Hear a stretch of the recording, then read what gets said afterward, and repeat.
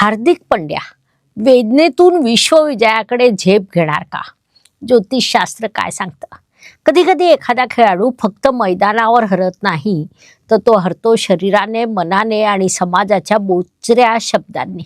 हार्दिक यांच्या आयुष्यातील चढ उतार पाहिलं तर हे शब्द तंतोतंत जुळताना दिसतात.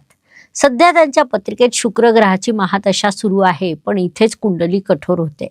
या पत्रिकेत शुक्र ग्रह त्याच्या नीच राशीत कन्या राशीत आहे आणि सोबतीला सूर्यगुरूची युती आहे. हा शनी सुरुवातीला खूप त्रास देतो, परीक्षा पाहतो, पण जेव्हा देतो तेव्हा थेट इतिहास घडवतो. 2026च्या वर्ल्ड कपच्या काळात हार्दिक पांड्यासाठी अत्यंत सकारात्मक ग्रहस्थिती निर्माण होत आहे. मोठ्या मॅचेसमध्ये ते मॅच विजेता भूमिकेत दिसतील आणि त्याच्या नेतृत्वाची एक वेगळीच झलक आपल्याला पाहायला मिळेल.